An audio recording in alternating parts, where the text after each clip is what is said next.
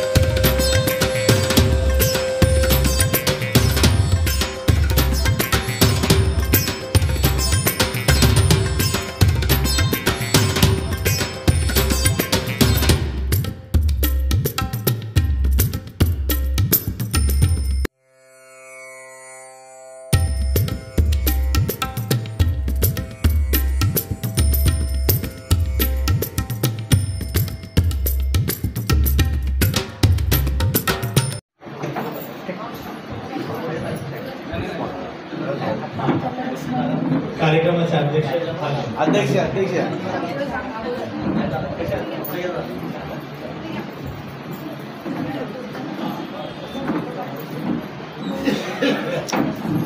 इथे आपल्या सगळ्यांमध्ये कल्पना सरोजजी ज्या पद्मश्री त्यांना प्राप्त झालं आणि खूप मोठ्या उद्योजिका, खूप मोठं प्रेरणास्थान आपल्या सगळ्या महिलांसाठी ते आहेत. तर त्यांच्यासाठी काढावं एकदा.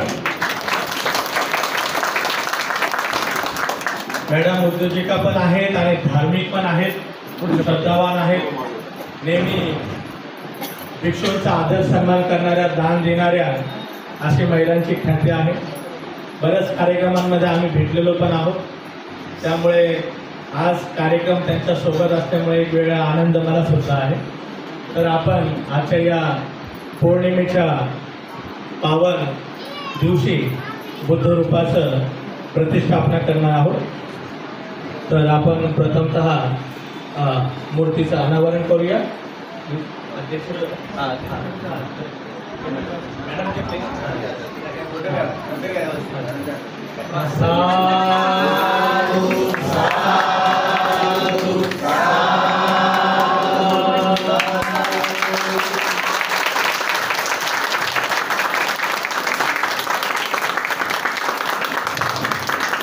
आता आपण मूर्तीला स्पर्श करायचा आहे. हां, फुला आपण सगळ्यांनी हात जोडा. फुलं आहेत का? फुलं घ्या.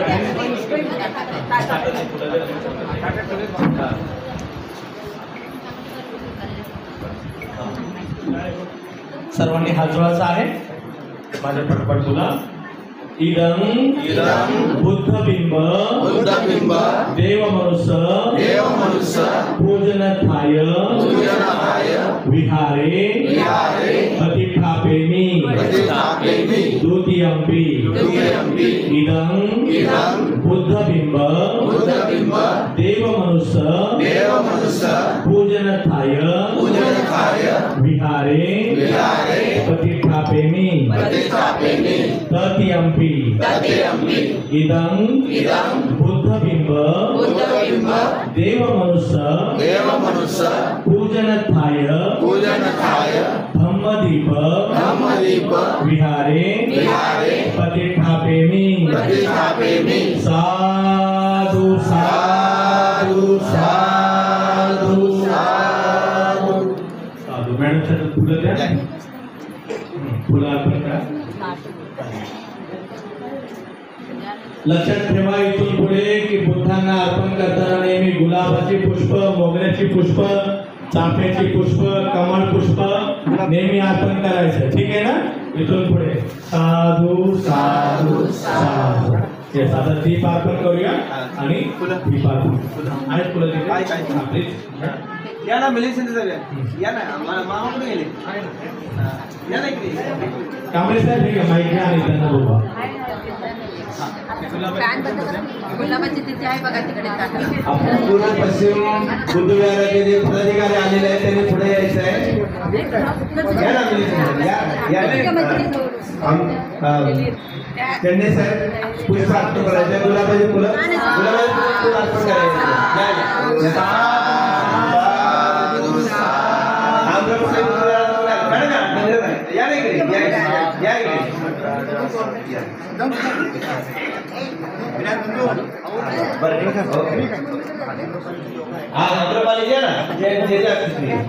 साधू म्हणा सगळे. सर्वांना जय भीम. विलासगौरीचा पुष्पार्पण करा. त्यांना गुलाबाची फुलं द्या. भूषण कोण आहे? हा बागुल सरांना बोला. बागुल सर या. गुलाबाचे पुष्प अर्पण करेल. घ्या ना आणायला या ना. आणायला जा.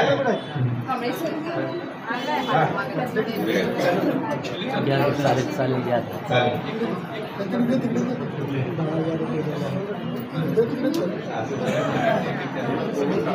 टपाल साहेब शिरगाव साहेब या. या शिरगाव साहेब या. शिरगाव साहेब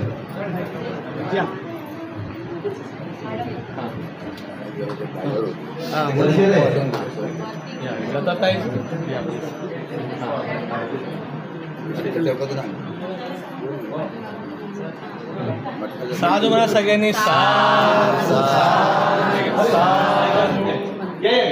गायकवाड साहेब आले तिथे या.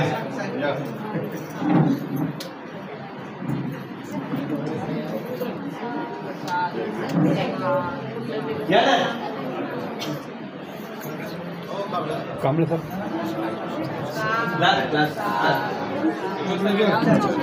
गायकवाड साहेब पुष्पार्पण करते. फोटो काढा. साधू म्हणा. हो. राधे गोविंद नगराचे चेअरमन आहेत आपले आढाले साहेब. आपल्या दंपती बुधवाराला ते दंपदान देत आहे. अध्यक्ष आहेत का? अध्यक्ष सेक्रेटरी हे आहेत ना खजिनदार. द्या अध्यक्षांना द्या. जलसदे साठे गुण आहेत.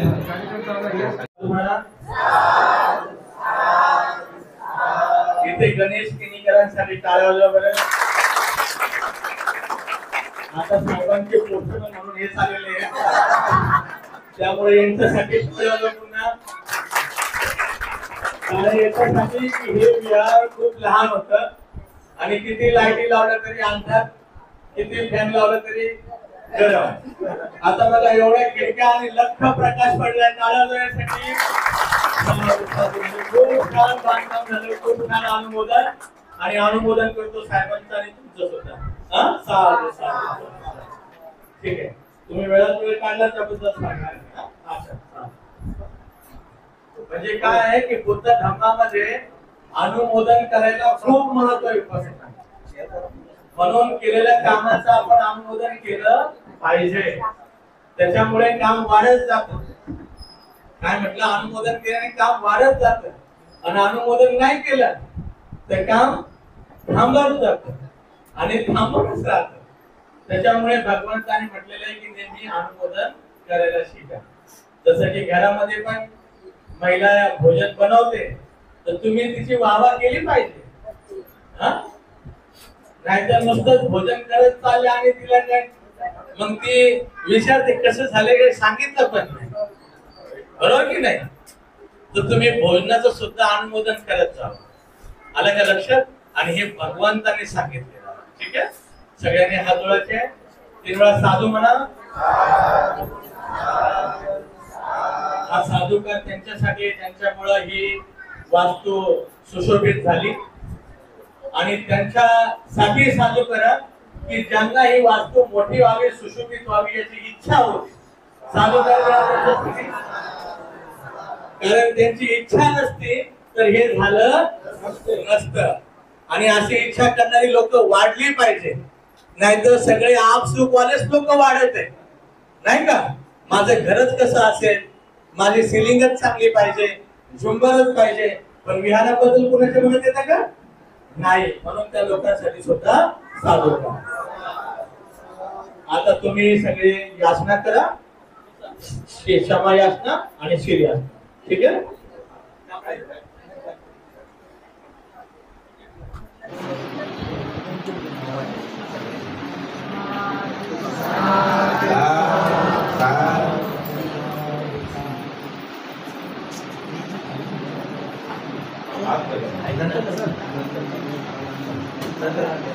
सर्वांनी साधू म्हणा.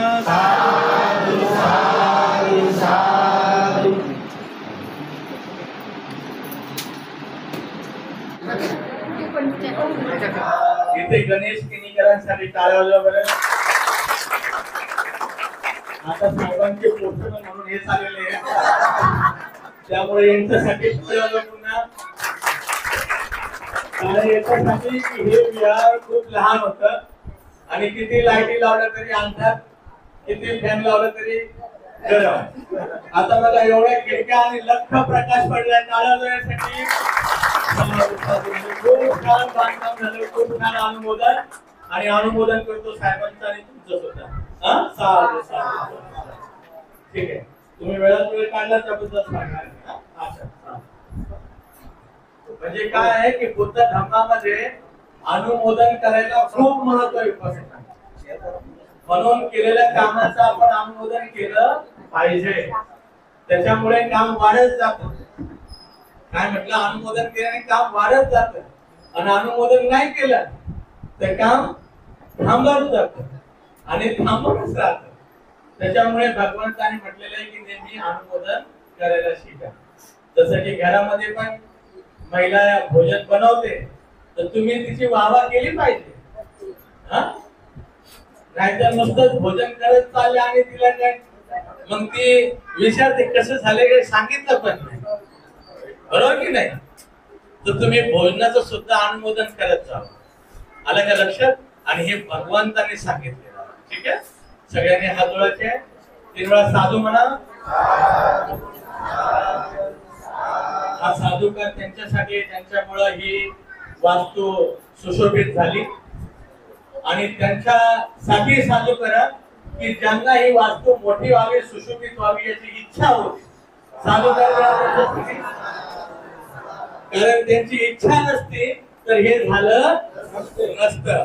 आणि अशी इच्छा करणारी लोक वाढली पाहिजे, नाहीतर सगळे आपसुकवालेच लोक वाढत आहे नाही का. माझं घरच कसं असेल, माझी सिलिंगच चांगली पाहिजे, झुंबरच पाहिजे, पण विहाराबद्दल कुणाच्या मनात येतं का नाही. म्हणून त्या लोकांसाठी सुद्धा साधुकार. आता तुम्ही सगळे याचना करा, क्षमा याचना आणि शील याचना. ठीक आहे.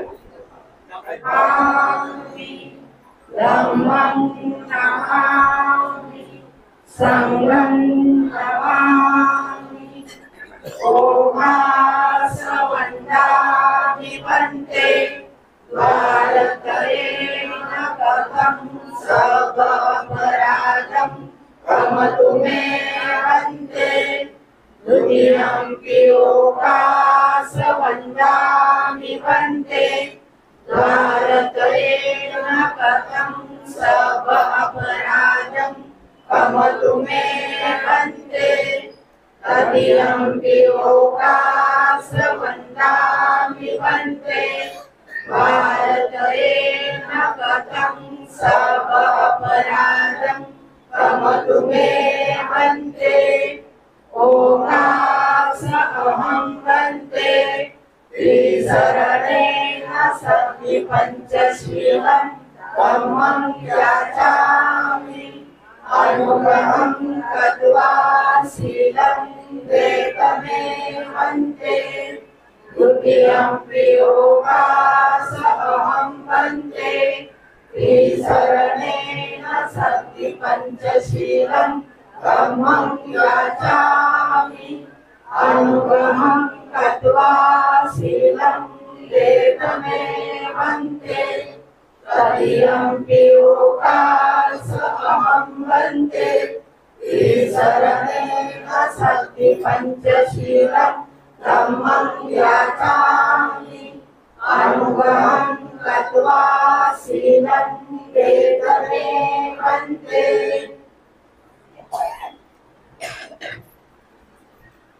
यमहं वदामि तं वदेथ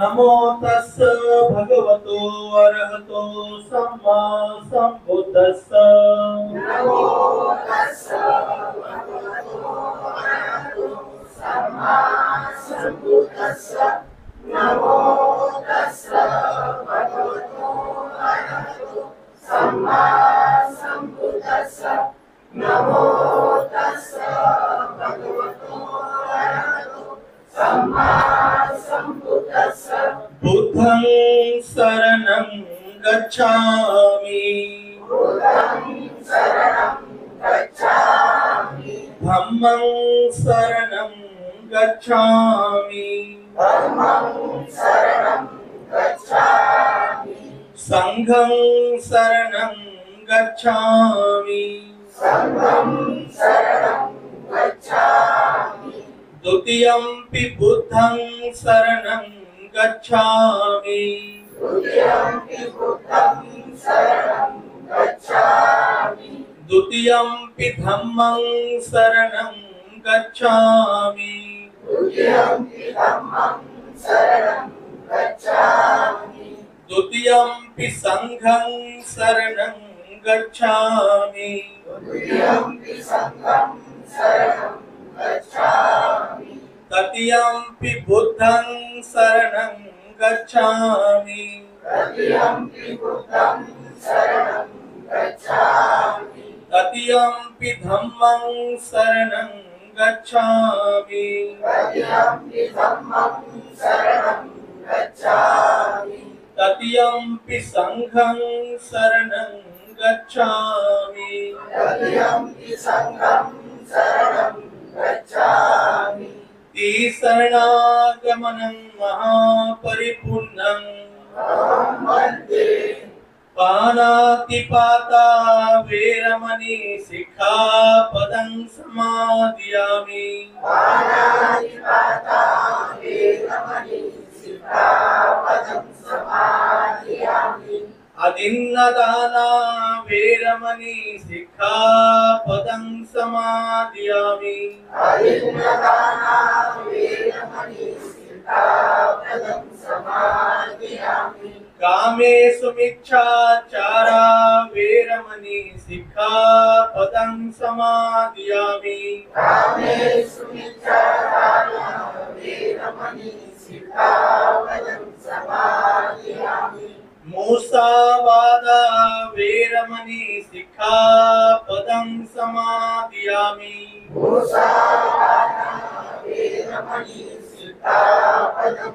समादयामि सुरामेरयमज्जपमादठाना वेरमणि सिक्खापदं समादयामि सुरामेरयमज्जपमादठाना वेदमणि सिक्खापदं समादयामि साधु साधु इमं ते शरणसद्धिं पंचशीलं धम्मं साधुकं सुरक्षितं कृत्वा प्रमादेन शीलं सम्पादेत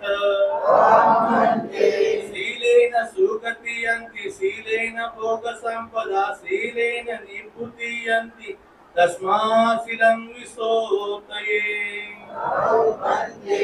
इन्होंने साधु मना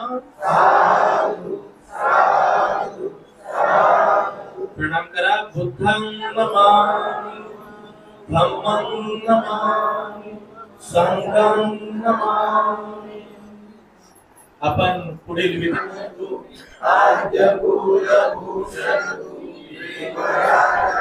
सकल विद्यापति ज्ञान सत्संगति शास्त्र शासन मती मोदी वेदा पंकजा नरवरा रत्न स्वजन उद्धरा भगवंत आमचा खरा भक्तकारा चौदार संगरी शास्त्र करिता करी कापला हरी उरी रौद्ररूपा मुक्तिपथ पूर्णता जीर्ण स्मृती जायता उजाळिया कृतिका मार्ग साजा राष्ट्र घटना कृती सोबते भारती महामानव बोलती साठ संज्ञा शरण बुद्धासमी शरण धम्मासमी शरण संघासमी भीमराजा भीमराजा भीमराजा उपाध्यक्ष आहेत त्यांच्या वतीने भंतेजींचा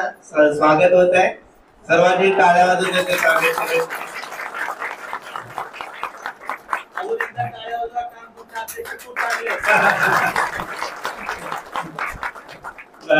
यानंतर श्रीकांत आंबेगडे साहेब यांचं या ठिकाणी शाल आणि गुच्छ देऊन त्यांचं आपले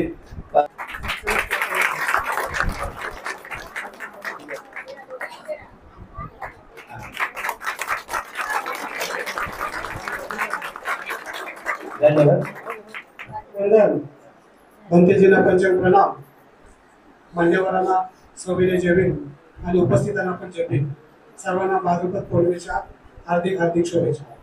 5 मिनिटांमध्ये या विहाराचा मागची जी पूर्वपीठिका आहे ती मी तुम्हाला या ठिकाणी थोडक्यात वाचून दाखवत आहे. काही चूक झाली तर आपण क्षमा करा. आढावा घेतो थोडक्यात. सन 2003 पासून आज ताब्यात एकंदर 21 वर्षाचा अथक प्रवास संपलेला आहे. मुंबई उपनगर, ठाणे, कल्याण, बदलापूर या आसपासच्या परिसरातील राज्य सरकारी कर्मचारी, केंद्र सरकारी कर्मचारी, बँका, रेल्वे आणि वेगवेगळ्या आस्थापनात काम करणारे आमचे धम्म बांधव सर्वसाधारणपणे 2000 साली या विभागात आल्यासाठी आले आणि रस्त्याने जाता जाता एकमेकांना आपण जेबी केल्यानंतर हा समूह वाढत गेला आणि त्याच्यातून आम्हाला कुठेतरी एकत्र येण्यासाठी एक जागा हवी होती. त्याच्या दृष्टिकोनातून सुरुवातीला आम्ही प्रत्येकाच्या घरी किंवा टेरेसवरती जाऊन पौर्णिमेचा उत्सव साजरा करत होतो. त्या ठिकाणी त्रिसरण पंचमी कोणती बनते वगैरे काही नव्हतं. आपल्याच उपासकापैकी एक जण कोणतं त्रिसरण पंचमी घ्यायचा असं या विहाराच्या पार्श्वभूमी पूर्वीची आहे. रिकाम्या जागेत सार्वजनिक उद्यानामध्ये आम्ही एकत्र बसून धम्मचर्चा किंवा वेगवेगळे कार्यक्रम राबवत असतो. आज तागायत या विहारानं आता आपल्याला तुम्हाला माहिती आहे की काच टाकलेले एवढं भव्य दिव्य असे सुंदर अशी वास्तू झालेली आहे. त्याचे साक्षीदार तुम्ही आहात आणि त्याचे सहभागीही तुम्ही आहात. लोकवर्गणीतून, लोक सहभागातून राजकीय, शैक्षणिक, धार्मिक क्षेत्रात काम करणाऱ्या सर्व लोकांच्या मदतीनं हा विहार या ठिकाणी उभारला आहे.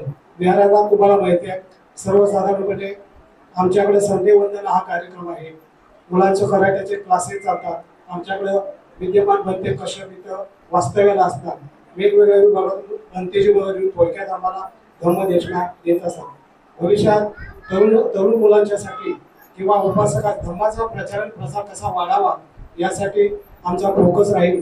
त्यासाठी आमची म्हणजे खूप अशी चंचल होती. पण आपल्या समाजामधून काही दानी लोक आहेत त्यांची दान पात्रताच्या भावनेवर आम्हाला मदत रूपाने, वस्तू रूपाने देणगी देतात आणि त्यांच्या या कर्तृत्वावरती हा विहार पुढील वाटचाल करत आहे. आमच्याकडे भविष्यात करण्यासारखं खूप आहे. एक सुंदर असं स्मरणिका छापून ज्या ज्या महामानवांनी आपल्याला धम्म देऊन या पवित्र धम्माच्या होडीत टाकलं त्यांच्यासाठी आणि या विभागातील ज्या कार्यकर्त्यांनी अगदी तारून सुलाखून अगदी प्रयत्नाची पराकाष्ठा करून जे कार्य केलेले आहे त्यांना देखील आम्ही इथं सन्मानित करत आहोत. पण भविष्य काळात हा कार्यक्रम आम्ही घेतलेला आहे. या ठिकाणी वंदनीय भंतेजी, सुप्रसिद्ध उद्योजका पद्मश्री डॉक्टर सरोजताई, आणखी भाऊ साहेब, मान्यवर, वेगवेगळ्या विहारातली उपासक, उपासिका, अध्यक्ष, आमचे भरत टपाल, केनेकर प्रतिष्ठानाचे गणेश केनेकर, परत संतोष पागारे, सगळ्या मान्यवरांची नाव घेत बसल्याचं खूप वेळ आहे. सर्वांचं लाख लाख शुक्रिया अदा करून या ठिकाणी थोडक्यात मी माझं हे प्रास्ताविक थांबवतो. नमो बुद्धाय, जय भीम. आदरणीय भंतेजी आणि अध्यक्ष आणि कमिटीचे सर्व पदाधिकारी, आणि सर्व महिला भगिनी आणि बंधू, आज भाद्रपद पौर्णिमेच्या दिवशी आज या विहाराचं आणि विशेष म्हणजे मूर्तीचं आपण प्रतिस्थापना केलेली आहे आणि मला त्यासाठी इथे बोलवलेलं आहे. ॲक्च्युली माझी तब्येतही ठीक नाही आहे, खूप BP वगैरे हाय झालेला होता, परंतु त्यांच्या कमिटीच्या पगारे साहेबांच्या आग्रहामुळे मी खरंच इथे आले आणि येऊन खरंच खूप बरं वाटलं. कारण विहार अतिशय सुंदर असं झालेलं आहे, मूर्तीसुद्धा खूप सुंदर आहे आणि तुमच्या सगळ्यांच्या कष्टातून हे सगळं उभारलेलं आहे. त्याच्यामुळे सर्वप्रथम तुमच्या सर्वांचे मी अभिनंदन करते. खरं सांगायचं झालं तर मी तशी खूप भाग्यवान आहे, कारण मला धम्मामध्ये खूप सारे आशीर्वाद मिळालेले आहेत. त्याच्याचमुळे की काय मी आज इथे आहे. दलाई लामाजींनी जवळपास 3-4 वेळा माझा स्वतः सत्कार केलेला आहे. थायलंडचे जे एक खूप मोठे तिथे विहार आहे, जवळपास 10 लाख लोक एका वेळेला तिथे विपश्यना करू शकतील असं मोठं एक धम्मकाया म्हणून तिथे एक स्थान आहे, ज्यांच्याबरोबर खूप सारे असे कार्यक्रम आम्ही तिथे केलेले आहेत. इथे सुद्धा आपल्या भारतामध्ये त्यांच्याबरोबर आम्ही कार्यक्रम केले. नागपूर असेल, मुर्तिजापूर असेल, नगर असेल, अशा अनेक ठिकाणी. आणि त्यांचे जे मोठे भंते आहेत त्या भंतेने सुद्धा आम्हाला बुद्ध की बेटी म्हणून संबोधित केलेलं आहे. तर अशा पद्धतीने मी खरोखरच स्वतःला भाग्यवान समजते की एवढ्या मोठ्या म्हणजे भंतेजींचे, महाथेरोचे आणि सगळ्यांचे मला असे आशीर्वाद लाभतात आणि त्याचमुळे एक शक्ती संचारते काम करण्याची. खरं सांगू मी तुम्हाला की जसं त्यांनी सांगितलेलं आहे की मी एका पोलीस हवालदाराची मुलगी आहे. एका हवालदाराची पगार किती आणि एवढं मोठं कुटुंब सांभाळायचं आहे त्या काळामध्ये. आणि तुम्हा सगळ्यांना माहीत आहे की मुलगी तिचं लवकरात लवकर लग्न करणं म्हणजे माझ्या काळामध्ये त्यावेळेला हे आपलं कर्तव्यच आहे असं आईवडिलांना वाटायचं आणि लवकर लग्न करून टाका. पण माझे बाबा पोलीसमध्ये होते, त्यांना वाटत होतं की नाही, माझ्या मुलीला मी मॅट्रिकपर्यंत शिकवेल आणि तो प्रयत्नही केला. परंतु माझे मामा त्याला तयार नव्हते. मामाबरोबर आई त्यांच्या जोडीला होती. ते म्हणाले नाही, पोरीला जास्त शिकून करायचं काय, जितक्या लवकर लग्न केलं तेवढं बरं. आणि मी 5वीतच शिकत होते आणि त्यावेळेलाच ह्या लोकांनी माझं लग्न करून टाकलं. दुर्दैवाने लग्न सक्सेस नाही झालं. बाबा आले, बाबा घेऊन गेले, म्हणाले की ठीक आहे, हरकत नाही आहे, जे झालं ते विसरून जा आणि एक वाईट स्वप्न असं विसर आणि मी तुला परत शिकवेल, तू शिक. परंतु ते एवढं सोपं नव्हतं, कारण समाजामध्ये एक माहेरी आलेली मुलगी सासरवरून तिला चांगल्या दृष्टिकोनातून बघितल्या जात नाही. सासरी ते कितीही खराब असतील पण मुलगीच वाईट आहे हे सगळ्यांच्या नजरेत असतं की हिनंच काहीतरी चुका केल्या असतील. घरातच सगळे म्हणत होते, आजी आत्या सगळे काय, की काय झालं, थोडाफार म्हणजे त्रास झालाही असेल तर काय फरक पडतो. तर अशा पद्धतीने ते सगळे माझ्याच मागे लागले आणि मग मला असं वाटलं की जगून करायचं तरी काय, कारण माझं शिक्षण पूर्ण झालं नाही, लग्न आहे ते पूर्ण झालेलं नाही आहे. म्हणून त्या लहानशा मनामध्ये असं वाटलं की नाही, आता जगून उपयोगच नाही, जगण्यासाठी मार्गच नाही, मग करायचं काय, मग आपण आत्महत्या केली पाहिजे.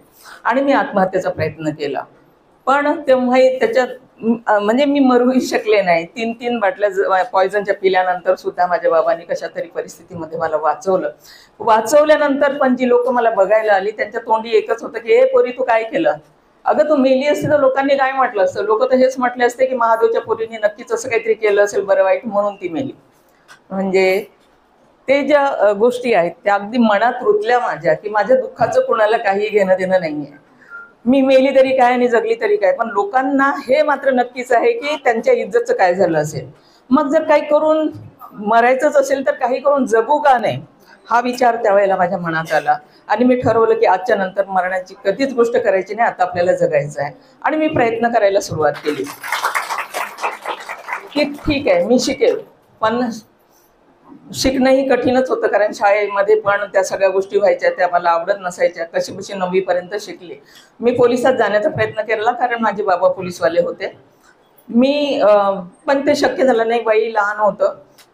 मी मिलिटरी सुद्धा जॉईन करण्याचा प्रयत्न केला की मी माझ्या देशासाठी काम म्हणजे माझ्या देशाच्या उपयोगी पडेल.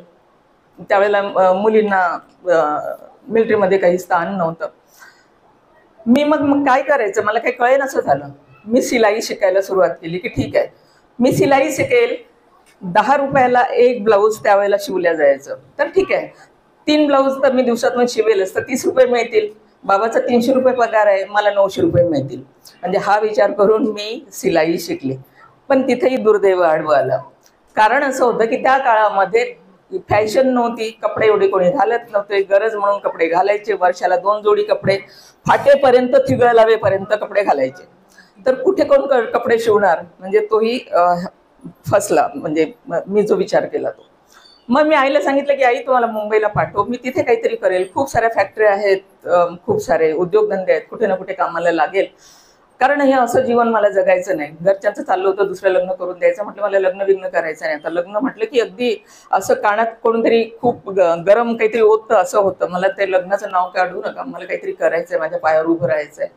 तू मुंबईला पाठव. तर बाबा पोलिसात होते. कडकही होते खूप. त्यांना ते मुलीला मुंबईला एकटीला कसं पाठवायचं वगैरे वगैरे. तर म्हणे नाही तुझे बाबा नाही पाठवणार. म्हटलं मी रेल्वे खाली जाते. आता यावेळेला तुम्ही जहर खाल्लं म्हणून वाचवलं पण आता तुम्ही वाचवू शकणार नाही कारण मी रेल्वे खाली गेल्यानंतर म्हणजे वाचवण्याचा काही प्रश्नच उरत नाही. आई बोलली की ही पोरगी पागल झाली हिला पाठवून द्या मुंबईला. कुठेही राहील जिवंत तर राहील. आणि अशा पद्धतीने मी मुंबईमध्ये आले. खूप गाव खेड्याची पोरगी एक वेळेला. आणि इथे आल्यानंतर एकसारखे रोड एकसारख्या मोठ्या मोठ्या बिल्डिंग. खूप घाबरायची मी. मला काही कळेन असं झालं की मी कुठल्या रोडने जायचं म्हणजे मी त्या कंपनीपर्यंत पोहोचू शकेल. लोकलमध्ये बसायचं तर लोकल सारख्याच दिसायच्या. कुठे जातात ते बोरिवलीकडे जातात की चर्चेकडे ते जातात तेही कळायचं नाही. कुठल्याही गाडीमध्ये बसायचं आणि कुठेही उतरायचं. परेलला उतरायचं असेल तर चर्चगेटपर्यंत जायचं. कित्येक वेळा बायकांनी मला पाडलं असेल. कित्येक वेळा माझी सीडी करून उतरले असतील. म्हणजे हा जो असा प्रवास होता तो भयंकर दुःखदायक होता. परंतु तो मी करत होते कारण त्याशिवाय माझ्याकडे पर्यायच नव्हता. आणि अशा प्रकारे मी एक चांगली टेलर झाले. 2 रुपयापासून सुरू केलं होतं. 60 रुपये रोजाप्रमाणे सुरू झालेलं ते 250 रुपये प्रमाणे मला पगार मिळायला लागला. आणि 2-2.5 वर्ष मी ते चांगलं काम केलं. आणि पैसे जे आहेत ते मी एका गुजराती फॅमिलीकडे राहिली. मुंबईमध्ये माझ्याकडे घर नव्हतं. आज माझ्याकडे अनेक घर आहेत पण राहायला मलाच वेळ नाही की त्या घरात कुठल्या घरात मी राहावं. पण त्यावेळेला एक गुजराती फॅमिलीने मला त्यांच्याकडे मुलगी म्हणून ठेवलं. आणि ते पैसे मी त्यांच्याकडे द्यायचे की मी तुमच्या घरी राहते तुमच्या घरी खाते तर हे पैसे तुम्ही घ्या. परंतु त्या लोकांनी सांगितलं की नाही हम बेटियों के पैसे लेते नहीं बेटियों को देते हैं. तुम तो हमारी बेटी हो हम तुमसे नहीं ले सकते. आणि अशा पद्धतीने माझा 2-2.5 वर्षाचा तो जो पैसा होता तो त्यांच्याकडे जमा होता. दुर्दैवाने माझ्या बाबाची नोकरी गेली. काहीतरी त्यांच्यावर एक ब्लेम झाला की माझे बाबा तिथे म्हणजे मुन्सी म्हणून तिथे ओळखले जायचे. आणि मुन्सी होते आणि खूप हुशार असे होते. तर त्यांच्याकडे मालखाना असायचा. त्या मालखान्यामध्ये म्हणजे जो सरकारी माल आहे तो सगळा असायचा. चोरीचा माल असेल दारू असेल म्हणजे सगळंच रायफल असतील अशा सगळ्या. तर एक दिवस असं झालं की एका शेजारच्या पोलीसवाल्याने सांगितलं की परीक्षा आलेली आहे एक काम करणं महादेव तुझ्या मालखान्यामध्ये घड्याळ आहे 35 रुपयाचं घड्याळ अलाराम घड्याळ. ते अलाराम झालं की पोरं उठतील रे अभ्यासाला नाही तर उठतच नाहीत. तर तू ते घड्याळ देतो का मला. ते म्हणले असं कसं देऊ शकतो मी मालखान्यातलं घड्याळ आहे ते तुला नाही देऊ शकत. नाही बरे बोले 8 दिवसांनी काय होणार आहे. आणि ते घड्याळ त्यांना ते बाबांनी दिलं आणि तेच त्यांच्या गळ्याशी आलं. आणि त्याच वेळेला नेमकं म्हणजे सरकारी हे ते चेकअप होतं ना काय म्हणतात त्याला इन्क्वायरी झाली. आणि त्या इन्क्वायरीमध्ये कसं असतं की सरकारी याच्यामध्ये 1 रुपया जास्त नाही गेला पाहिजे आणि 1 रुपया कमी नाही झाला पाहिजे. त्याच्यात 35 रुपयाचं घड्याळ कमी आहे. आणि माझ्या बाबावर तो ब्लेम आला आणि त्यांना सस्पेंड करण्यात आलं. माझ्या बाबाला खूप शॉक लागला. कधी ना दारू पिणारे खूप दारू प्यायला लागले. सस्पेंड झाले म्हणजे त्यांना जावं लागतं म्हणजे हजेरीसाठी जावं लागतं पोलीस स्टेशनला. पण माझे बाबा हजेरीसाठी गेले नाही आणि नंतर मग त्यांना डिसमिस करण्यात आलं. बाबा अगदी म्हणजे हे झाले होते. आम्हाला घर सोडावं लागलं, आई बाबांना घर सोडावं लागलं, कारण पोलीस क्वार्टर गेल्यानंतर खेड्यागावात आमच्याकडे कुठलंही घर नव्हतं. मग त्यांना मी सांगितलं तुम्ही मुंबईला या.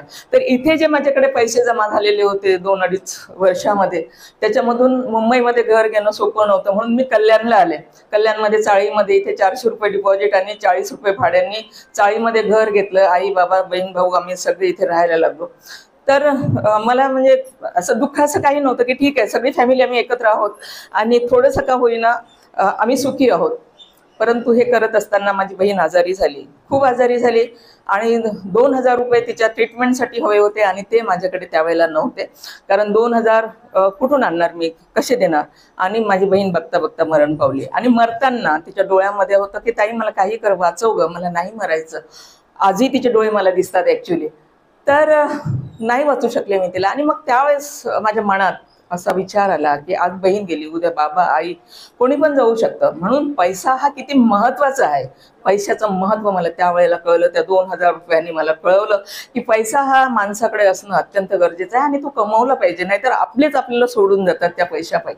आणि मग कसा बरं तो पैसा आपण कमवणार, कुठून येणार, कोण आपल्याला मदत करणार, कारण सगळेच गरीब आपल्या पूर्ण खानदानमध्ये, तो कोण आपल्याला देणार आहे. तर खूप खूप विचार करायचा. तिथे चैत्यभूमीला जाऊन बसायची मी आराम के साथ, समुद्राकडे बघत की कुठून तरी असं म्हणजे काहीतरी घडलं पाहिजे जेणेकरून मी काहीतरी केलं पाहिजे, नाहीतर माझ्या याच्यातून कोणतरी आणखीन जायला नको, म्हणून खूप असे विचार यायचे. आणि नंतर असं झालं की आपण एक लोन का घेऊ शकत नाही, आपण लोन घ्यावं. तर मी एक महात्मा फुले च्या योजनेतून 50,000चं लोन घेतलं आणि त्या लोनमध्ये मी काम करायला सुरुवात केली. तर स्टोरी खूप लांब आहे, मी शॉर्ट सांगते तुम्हाला. तर ते लोन घेतलं, सुरू केलं काम वगैरे. पण हेच करत असताना मला असंही सुचलं की माझे जे यूथ आहेत तर त्या सगळ्यांना सुद्धा नोकऱ्या मिळत नाही, तर ह्यांच्यासाठी पण आपण काही केलं पाहिजे. जसं मला लोन मिळालं तसं ह्यांनाही लोन मिळून आपण यांना यांच्या पायावर उभं केलं पाहिजे. आणि ते पण मी साईड बाय साईड ते करत गेली. आणि ते करत असताना लोकांमध्ये माझी म्हणजे खूप माउथ टू माउथ, कारण त्यावेळेला मीडिया एवढा हे नव्हता, तर तोंडाने सांगायचे की बाबा हा ती बाई आहे, तिथे खूप चांगलं काम करते वगैरे. कारण मुलांना म्हणजे रोजगार मिळाला, त्यांचे उद्योग सुरू करून दिले आपण, त्यांना लोन घेऊन दिलं, लोकांच्या चुला पेटल्या.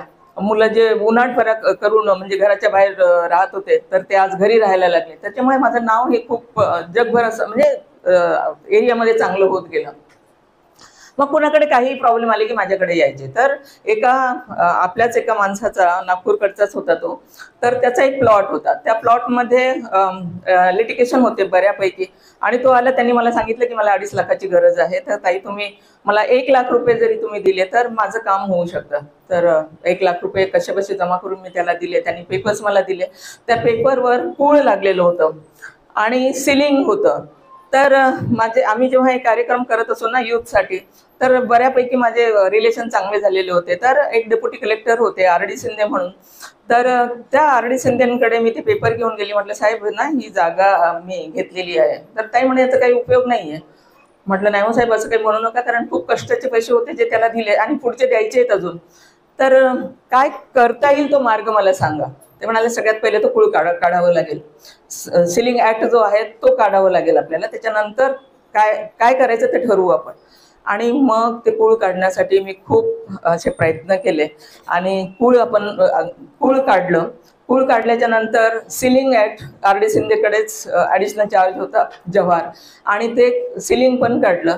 त्याच्यानंतर प्लॉट जो आहे तो 3-3.5 लाखाचा प्लॉट एक क्लिअर झाला आणि जवळपास 50-1 लाखाचा तो प्लॉट झाला, कारण रोडवरच होता, हॉट प्रॉपर्टी होती. पण ती हॉट प्रॉपर्टी मला मिळाली, पण मग त्या प्रॉपर्टीचं करायचं काय. तर कोणी सांगितलं की आपण तुम्ही याची बिल्डिंग बनवायला एवढा पैसा आहे कुणाकडे.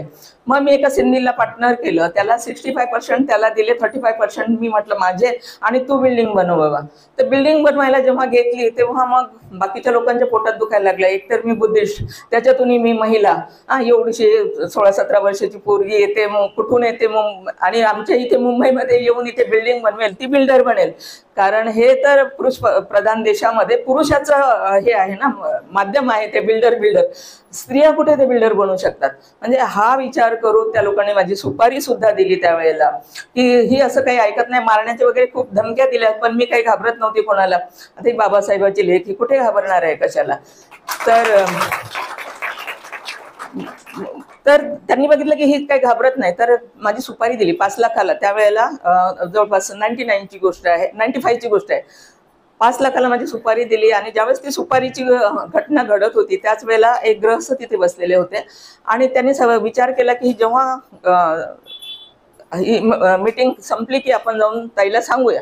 ती मीटिंग संपली, तो माझ्याकडे आला, तो म्हणाला की ताई तुम्ही एक काम करा, तुम्ही ना इथून निघून जा. म्हटलं का बाबा, मी का जायचं, तू सांग मला काय झालंय काय नेमकं.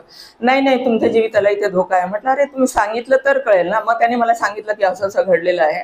त्या लोकांना 5 लाखाची सुपारी दिली. त्यांनी सांगितलं की कसा मर्डर माझा करायचा आणि ते 5 लाख रुपये घेऊन तुम्ही तुमच्या फॅमिलीला मिळतील, तुम्ही नेपाळला निघून जायचं. तर अशा पद्धतीने तो सगळा प्रोग्राम त्या लोकांचा ठरलेला होता. आता या ठिकाणी तुम्ही महिला बसलेल्या आहात आणि आता महिला म्हटलं की थोडीशी भीती असं वाटतेच नाही का, आणि त्यातही जीव घेणा प्रसंग असेल, तुम्हाला कोणी मारणार असेल, हा जर प्रसंग तुमच्यावर आला, कोणीतरी तुम्हाला सांगितलं की तुम्हाला कोणी मारणार आहे, तर तुम्ही अशा वेळेला काय करणार? खरंच गावाला निघून जाणार की त्याचा सामना करणार? तर मी लगेच पोलीस कमिशनरकडे गेली. भुजंगराव मोहिते कमिशनर होते त्यावेळेला. त्यांच्याकडे गेले. त्यांना मी सांगितलं की मला ना साहेब मारणार आहेत लोक. तर ते हसले, म्हणे तुम्हाला मारणार आहे का, कसं? तर म्हटलं साहेब तो सगळा प्रसंग मी त्यांना सांगितला. तर त्यांनी लगेच कल्याण DCPला फोन केला, DCPने ACPला आणि कल्याण कोळशेवाडीला फोन केल्यानंतर सांगितलं की कोण आहेत रे ती लोक, जरा बघा. आणि त्यांनी ते बघितले, त्यांना ते सापडले आणि पोलिसांनी जे त्यांच्यावर कारवाई करायची ती केली. पण मला पोलीस कमिशनरने विचारलं की आज तुम्हाला कळलं की तुम्हाला मारणार आहे, उद्या कदाचित नाही कळणार, कारण तुम्ही बिझनेसमध्ये आलेले आहेत, हा प्रसंग नंतरही येईल, तर तुम्ही असं करत आहे, तुमच्यासाठी तुम्ही सिक्युरिटी घ्या. म्हटलं साहेब सिक्युरिटी घेऊन कुठे फिरणार मी? द्यायचं असेल तर रिव्हॉल्वर लायसन्स द्या ना मला. तर म्हणाले काय तुम्ही रिव्हॉल्वर लायसन्स घेऊन कुणाला मारणार? म्हटलं नाही साहेब, आम्ही बुद्धाचे पाईक आहोत, आम्ही मुंगी नाही मारणार. पण एखादा प्रसंग आमच्यावर असा आला जीव घेणं, तर स्वतःची रक्षा करण्यासाठी पाहिजे ना साहेब. मला ठीक आहे, उद्या 11 वाजता या तुम्ही. आणि मी तुम्हाला सांगते, मला आनंद होतो तुम्हाला सांगताना की पहिली मी अशी महिला असेल भारतातली की मला एका दिवसात, दुसऱ्या दिवशी मी 11 वाजता गेले आणि संध्याकाळी 6 वाजता रिव्हॉल्वर लायसन्स माझ्याकडे होतं.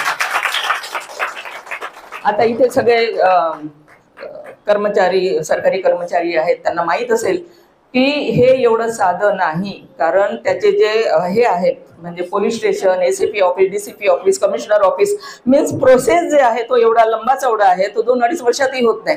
तर मलाच बरं एका दिवसात कसं मिळालं असेल? पण त्या भगवान बुद्धाची कृपा, ते सगळे जेवढे हे आहेत ते कमिशनरनी तिथेच बोलवून घेतले टेबल, आणि एकाच वेळेला सगळ्या याच्यावर फाईलवर सह्या झाल्या आणि मला संध्याकाळी 6 वाजता रिव्हॉल्वरचं लायसन्स मिळालं. मी मीडियाच्या समोर सांगते आणि याच्या अगोदर पण बऱ्याच वेळा माझ्या ह्याच्यातून मी हे सांगितलेलं आहे. तर अशा पद्धतीने माझा प्रवास सुरू झाला. हे सगळं करत असताना माझ्याकडे कमानीची लोक आले. कमानी मी म्हणजे दुसरा उद्योग सुरू करताना तो साधा सोपा असू शकतो, पण कमानी ट्यूब्स लिमिटेड ही कंपनी टेक ओव्हर करणं म्हणजे तारावरची कसरत, आणि म्हणून कोणीही त्याला करू शकत नव्हतं. मग तुम्हीच कसं केलं असं तुम्हालाही प्रश्न पडेल, परंतु मी केलं. कारण मी त्याला हिंमत लागते, त्याला मेहनत लागते, त्याला इमानदारी लागते, चिकाटी लागते, जिद्द लागते. ह्या सगळ्या गोष्टी जर तुमच्यामध्ये असतील तर तुम्ही सुद्धा ते सगळं करू शकता. असं काहीच नाही की कोणी करू शकत नाही. आता ते लोक माझ्याकडे आले आणि त्यांनी सांगितलं की लिक्विडेशन मध्ये कंपनी ताई चाललेली आहे, तर आमच्या कंपनीला तुम्ही वाचवा. आता हे ठीक आहे, मी बिल्डर झाली असेल, छोटे मोठे कामं मी करत असेल, पण इंडस्ट्री चालवणं मला कुठे, इंडस्ट्रीचा गंध तरी कुठे होता? माझ्या पूर्ण खानदानमध्ये नाही, मला कोणालाच माहिती नाही. आणि इंडस्ट्री मी कशी चालवायची? पण त्या लोकांचा माझ्यावर विश्वास इतका होता की ते म्हणाले की नाही ताई तुम्ही हे करू शकता आणि तुम्ही हे केलंच पाहिजे. मग मी म्हटलं मला थोडासा वेळ द्या. मी थोडा विचार केला. मी म्हटलं नाहीतरी आपण सामाजिक काम करतच आहोत. सामाजिक काम करत असताना ह्या जर वर्करांचं साठी आपण जर काम केलं, कारण त्या वर्करांनी मला एक मोठी गोष्ट ही सांगितली की ज्या कंपनीमध्ये 100% बोनस मिळत होतं, ज्या कंपनीचा मालक म्हणजे असं फुलांच्या गालिच्यावरून चालून आम्हाला बोनस देत होता, आणि आज त्याची परिस्थिती अशी आहे की आमचे वर्कर बस स्टॉपवर जाऊन भीक मागतात. उपाशी राहतात. उपासामुळे बऱ्याच 93 वर्करांची हे झालेली आहे, म्हणजे मरण पावलेले आहेत. तर मी भुकेला खूप जवळून पाहिलेलं होतं. उपासमार ही कशी असते ती मला माहिती होती, आणि आजाराने कसे मरतात ही माझ्या घरातलंच उदाहरण होतं. तर त्या ज्या गोष्टी आहेत त्या अगदी मनाला लागल्या, आणि मी ठरवलं की ठीक आहे, मी करेल तुमच्यासाठी काम, बघूया ना, करून बघूया, झालं तर झालं, नाही झालं तर नाही झालं, पण करायला काय हरकत आहे. आणि मग त्यांना मी सांगितलं की मी करेल. आणि तिथे ती लोक मला घेऊन गेले. एक बोर्डची मीटिंग चाललेली होती, मी आणि माझ्याबरोबर आमचे मन्नाजी गोरे होते, आम्ही दोघं गेलो. तिथे मीटिंगमध्ये 4-5 बँकेचे ड्यूज होते कंपनीवर.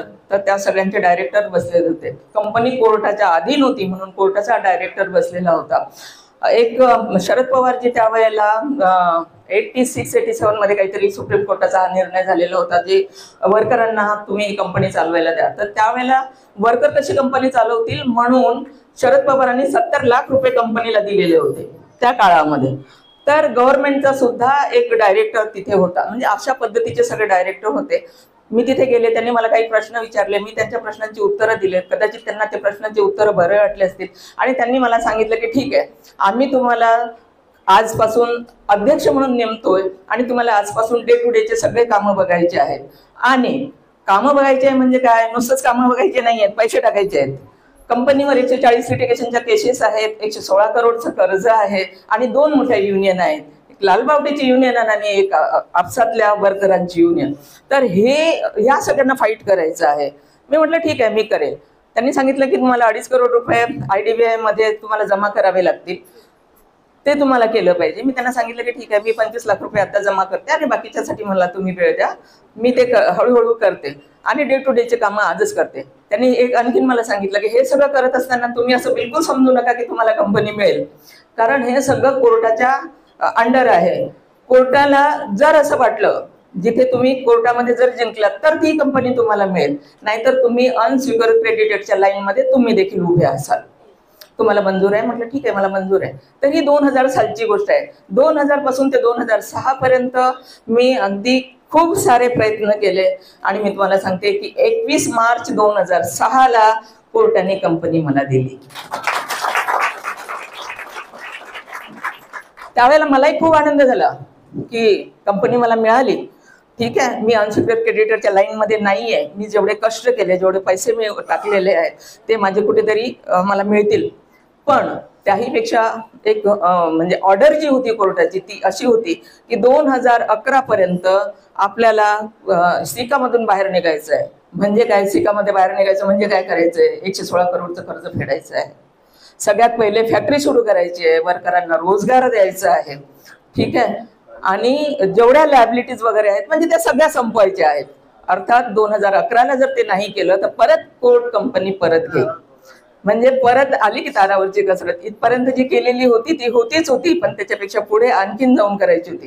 कंपनी कुर्ल्यामध्ये होती, कुर्ल्यावरून कंपनी आम्ही वाड्याला घेऊन गेलो, आणि वाड्याला आम्ही कंपनी सुरू केली. 2009 मध्ये फॅक्टरी सुरू झाली, आणि तुम्हाला सांगताना आनंद होतो की 2011 मध्ये कोर्टाच्या सांगितल्याप्रमाणे आम्ही शिकामधून बाहेर निघालो.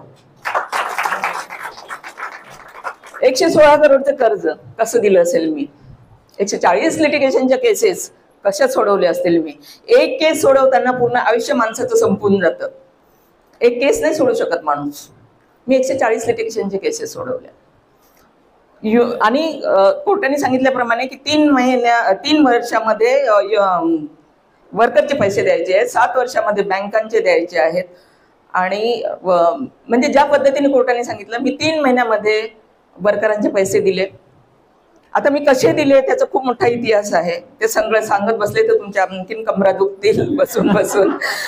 आधीच उशीर झालेला आहे, तर आपण नंतर कधीतरी बोलू ह्या विषयावर.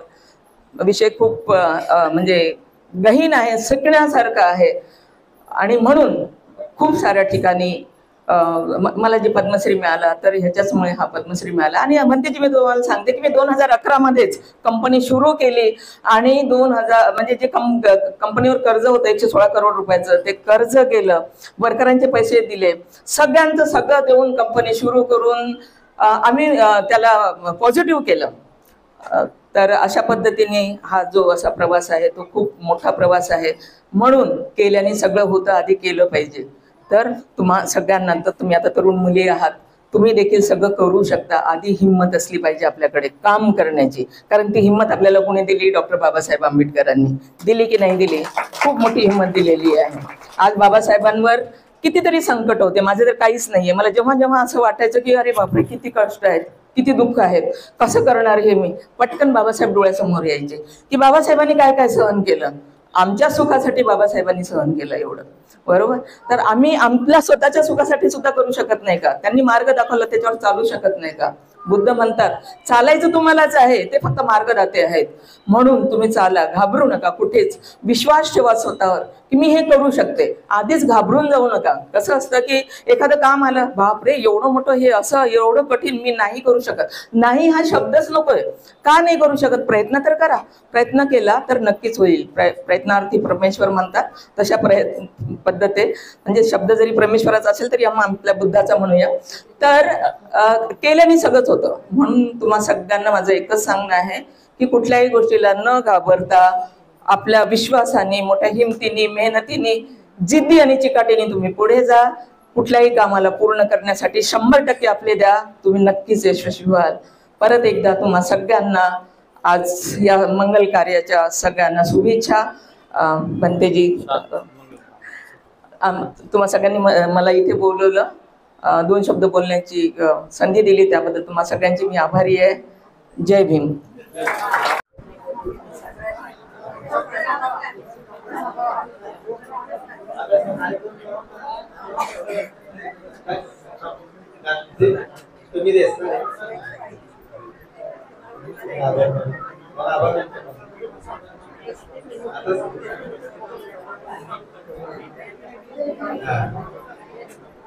धन्यवाद मॅडम. तुमच्या आयुष्यभराच्या या स्ट्रगलला आमच्या सर्व महिलांकडून 100 वेळा सलाम.